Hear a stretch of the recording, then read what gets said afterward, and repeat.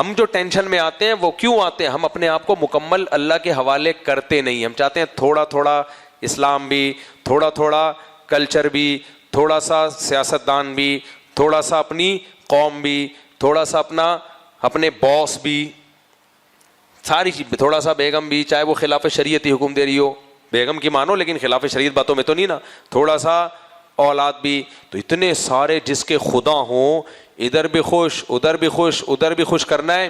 تو ہزاروں تو دل بر ہے، کس کس کو دے دل، مصیبت میں ہے جان اور ہم اکیلے اور ہم نے دل بر بہت سارے بنا لیے. تو وہی ٹینشن ہوگی جو 4 بیویوں والے کی ہوتی ہے. کیا خیال ہے بھائی؟ اس کو بھی خوش، اس کو بھی خوش، اس کو بھی خوش، اس کو بھی خوش. تو آپ کی تو 4 کروڑ بیویاں ہیں. پھر 4 والے کی پتہ ہے نا، 4 ہی ہے نا. اس کے تو باس کو بھی خوش کرنا ہے، اس نے خاندان کو بھی خوش کرنا ہے، اور اس نے کلچر کو بھی خوش کرنا ہے. تو اتنی چیزوں کو جو آدمی خوش کرنے میں لگا رہے گا تو خوشی کے علاوہ اس کو دنیا کی ہر نعمت مل جائے گی. اور جس نے ہدف بنا لیا بھائی اللہ، بس بھاڑ میں جائے ایسی کی تیسی یار، سمجھ رہے ہو؟ تو سب سے پہلا فائدہ اس کو پتہ ہے کیا ہوگا؟ خوشی. اس کے سب سے پہلا فائدہ اس کو ہوگا کہ خوشیاں اس کی جھولی میں آ کے گر جائیں گی. اور جب اس کو شیطان ٹینشن دے گا نا کہ نہیں فلاں بھی مخالف فلاں بھی مخالف، تو ایک چیز تسلی دیتی ہے، سب سے بڑی تسلی پتہ ہے؟ دنیا میں سب سے بڑا غم بھی ایک ہے، سب سے بڑی خوشی بھی ایک ہی ہے. ایک چیز ایسی ہے کہ وہی سب سے زیادہ غم دیتی ہے انسان کو، اس کا تصور. اور وہی چیز ایسی ہے کہ لائف اسٹائل صحیح کر لو تو اس کا تصور آپ کو سب سے زیادہ خوشی دے گی، وہ ہے موت. سمجھتا ہے کہ نہیں سمجھتا؟ دنیا میں سب سے بڑا غم کیا ہے؟ ہم نے مرنا ہے. اگر آج ہمیں کوئی آ کے بتا دے مرو گے نہیں، ہو سکتا ہے خوشی سے مر جائیں ہم. کوئی ایک آدمی کی لاٹری نکلی نا، بس بیان ختم ہونے والا ہے. ایک آدمی کی لاٹری نکلی 1 ارب روپے کی. تو لاٹری جس کمپنی نے نکال کے دی تو انہوں نے بولا کہ ہم ایک دم اس آدمی کو جا کے بتائیں گے تمہارا 1 ارب روپے نکلا ہے تو خوشی سے مر نہ جائے. تو جو سائیکالوجسٹ ہوتے ہیں ان کو ہائر کیا کہ آپ نے آرام آرام سے اس کو جا کے یہ خوشخبری دینی ہے کہ دماغ اس کا ہل نہ جائے کہیں. تو وہ چلے گئے ڈاکٹر اس کے پاس، ایک ڈاکٹر کو ہائر کیا، یہ بہت بڑا اسپیشلسٹ ہے امریکہ میں اور بڑے بڑے پاگلوں کا اس نے علاج کیا ہے، تو تم جا کے آرام آرام سے بتانا. وہ ڈاکٹر بڑا افلاطون بقراط، وہ جا کے اس کو کہتا ہے دیکھو فرض کرو اگر تمہارا 1 کروڑ نکل جائے تو تم کیا کرو گے؟ ابھی نکلا نہیں ہے، شوق میں نہیں جانا، فرض کرو. تو اس نے کہا کہ میں یہ کروں گا، فلانا فلانا کام کروں گا. میں ہوتا تو 4 شادیاں کا بول دیتا. خیر، تو اس نے کہا بس نکل گیا تمہارا 1 کروڑ. ہے 1 کروڑ نکل گیا؟ ہاں نکل گیا 1 کروڑ. لیکن ایک نہیں، ایک بات اور، اگر تمہارے 10 کروڑ نکلیں تو ایسے ایسے لایا آہستہ آہستہ 1 ارب پہ آ گیا. بولا اگر 1 ارب نکلا تو کیا کرو گے؟ وہ کہتے 50 تجھے دے دوں گا. ڈاکٹر گیا، ڈاکٹر خوشی سے ہارٹ اٹیک ہو گیا اس کو. سمجھ رہے کہ نہیں؟ تو کیا کہہ رہا تھا یار میں؟ پھر بات کو ختم کرنے چاہتا ہوں، پھر دائیں بائیں ہو جاتا ہوں. دلی بتائیں، آپ کو گچی پکڑ کے رکھا کرو نا. ہاں موت کی بات کر رہا تھا، بس یہ بیان ختم کرتا ہوں. تو موت کا جو تصور ہے وہی انسان کے لیے سب سے بڑی ٹینشن. لیکن ٹینشن ختم کرنے کا سب سے بڑا ذریعہ بھی موت کا تصور. اگر چاہو تو، نہیں چاہو تو سب سے بڑی ٹینشن ہی موت ہے.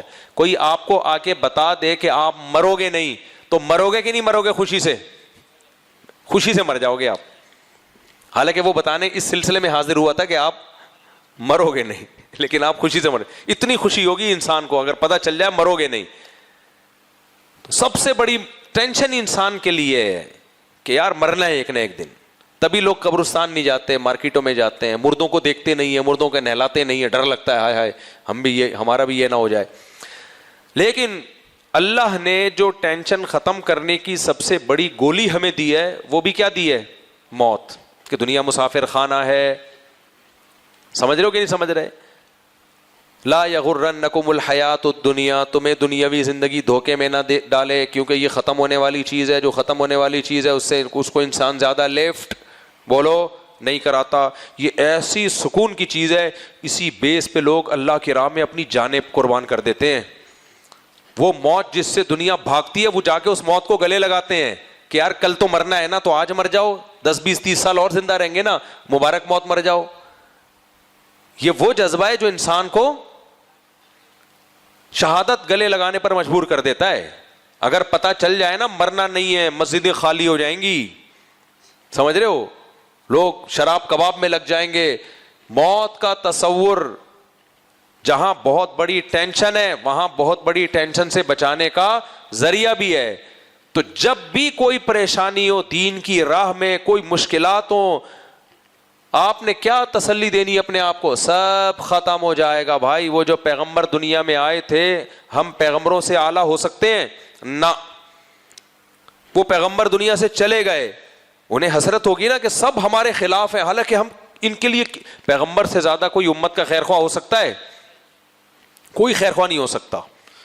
لیکن وہ پیغمبر بھی کیا سوچتے ہوں گے, بھائی جانا کس کے پاس ہے؟ اللہ کے پاس. انہوں نے بھی آنا ہے, اللہ وہاں بتا دے گا کون صحیح تھا کون غلط تھا.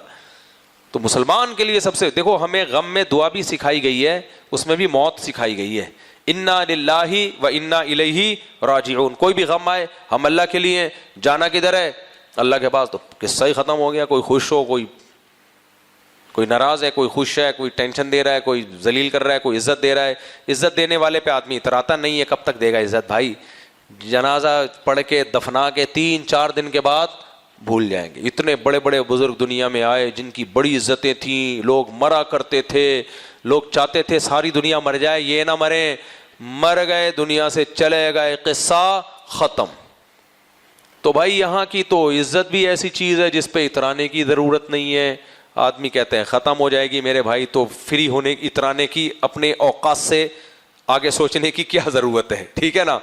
اور یہاں کی تو ذلت بھی ایسی ہے کہ جس کے بارے میں ٹینشن نہ, اس سے انسان اتراتا ہے نہ زیادہ ڈپریشن میں جاتا ہے. اور خاص طور پہ جو لوگ گھر بناتے ہیں نا, بڑے بڑے گھر سریے ڈال ڈال کے, اتنے موٹے موٹے پلر, ان سے میں کہتا ہوں ایک کام کر لیا کرو, پھر بے شک گھر بناؤ, قریب میں قبرستان میں جا کے کھڑے ہو جایا کرو, بولو اتنا سریا میں نے ڈال دیا, آنا تھوڑے دنوں میں کہاں ہے, اسی گھر سے چارپائی اٹھے گی. تو اتنا فری کراؤ گھر کو جتنا بنتا ہے رہنے وہنے کے لیے. پھر وہی بات آ جاتی ہے, لوگ کہتے ہیں اپنا گھر اپنا ہی ہوتا ہے. بالکل اپنا ہوتا ہے, لیکن اپنا ہوتا نہیں ہے. مسئلہ سارا کیا ہے؟ سامنے دیکھیں مفتی صاحب تمہیں کیا پتا اپنا گھر اپنا ہی ہوتا ہے. میں نے کہا بھائی صاحب ہمیں اتنے بیوقوف ہم ہیں نہیں جتنے تجھے لگ رہے ہیں, ٹھیک ہے.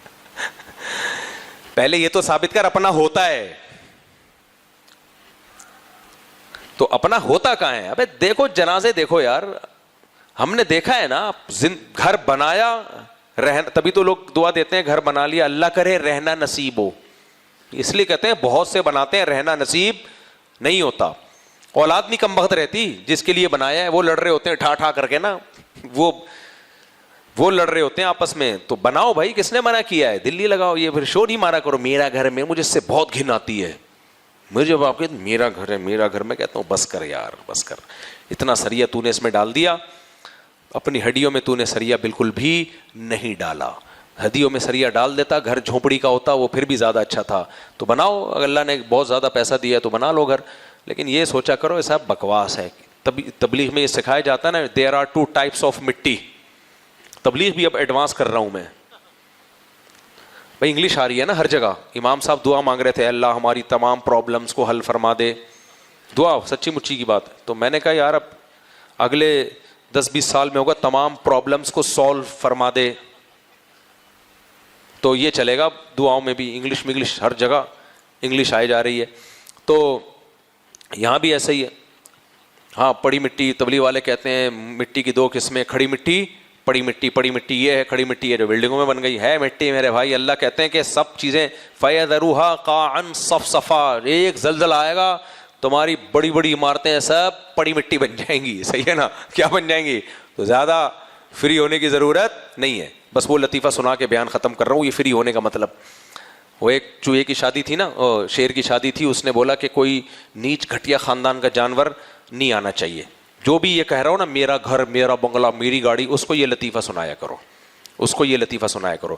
تو ایک وہ تھا, شیر کی شادی تھی, اس نے کارڈ بانٹے اور لومڑی کو بولا دیکھ کارڈ تقسیم کر, لیکن گھٹیا خاندان کا کوئی گھٹیا جانور میری شادی میں نہیں آنا چاہیے. سارے آئے, چیتا آئے, ٹائیگر آئے, بھیڑیا آئے, یہ سب آئیں, یہ خاندانی لوگ ہیں, گھٹیا نہیں آنا چاہیے. اب جب بارات جا رہی ہے, شیر دولہا بنا ہوا ہے اور شیرنی دلہن بنی ہوئی ہے, چوہا ناچ رہا ہے بارات میں نا. شیر کی نظر پڑی, اس نے بولا ابھی تو شادی کا ماحول خراب ہو جائے گا, ذرا بارات ختم ہونے دے پھر دیکھتا ہوں میں. لومڑی کو بلایا, اس کے کان پکڑے, بولا تجھے میں نے بولا نہیں تھا کوئی نیچ گھٹیا خاندان کا آدمی نہیں آنا چاہیے, چوہا میری شادی میں کیا کر رہا ہے. لومڑی چوہے کو پکڑ کے لائی, بادشاہ کے سامنے پیش کیا گیا. شیر نے پوچھا تجھے شرم نہیں آتی, میری شادی میں کیا کر رہا ہے؟ کہہ رہے زیادہ فری ہونے کی ضرورت نہیں ہے, شادی سے پہلے میں بھی کیا تھا, شیر تھا, تو بھی ایسے ہی ہو جائے گا تھوڑے دنوں میں. تو جو بھی بنگلے گاڑی دکھا رہا ہوا نا, یہ اتنا بڑا بنگلہ, اب زیادہ فری ہونے کی ضرورت نہیں ہے. یہ جتنے لیٹے ہوئے ہیں نا قبرستان میں, جن کی لاشوں میں لاکھوں لاکھوں کیڑے پڑے ہوئے ہیں, تھوڑا سا قبر 3 دن کے بعد کھود کے دیکھ لو, آدمی کہتا ہے نہیں دیکھتا تو اچھا تھا بھائی, کیا ہو گیا. تو ان سے بولا کرو بھائی یہ سب بڑے بڑے لوگ تھے, یہ آ جائے گا یہاں لیٹ جائے گا, چوہے سے بھی بدتر حالت ہو جائے گی. چوہے کی تو پھر بھی کوئی پوزیشن ہوتی ہے نا. تو اس لیے یہ موت ٹینشن فری کرنے کا سب سے بڑا کیا ہے ذریعہ. جب کوئی غم ہوا کرو بولو ختم ہو جائے گا بھائی, تھوڑے دنوں میں سب لیٹے ہوئے ہوں گے اندر. تو اس لیے ٹینشن لینے کا ہے ہی نہیں. ٹینشن ہمیشہ دیا کرو, لیا مت کرو. کسی سے قرضہ لے لیا, ٹینشن ہو رہی ہے, پارسل کر دو. کیسے, وہ آیا پیسے دو, بولو نہیں ہے, ٹینشن فوراً کیا ہو جائے گی, وہاں ٹرانسفر ہو جائے گی. جو اللہ تعالیٰ یہ والی بات, یہ مزاح تھی, یہ حقیقت نہیں ہے. چوہے والی بات بالکل حقیقت ہے. اللہ تعالیٰ سمجھنے کی عمل کی توفیق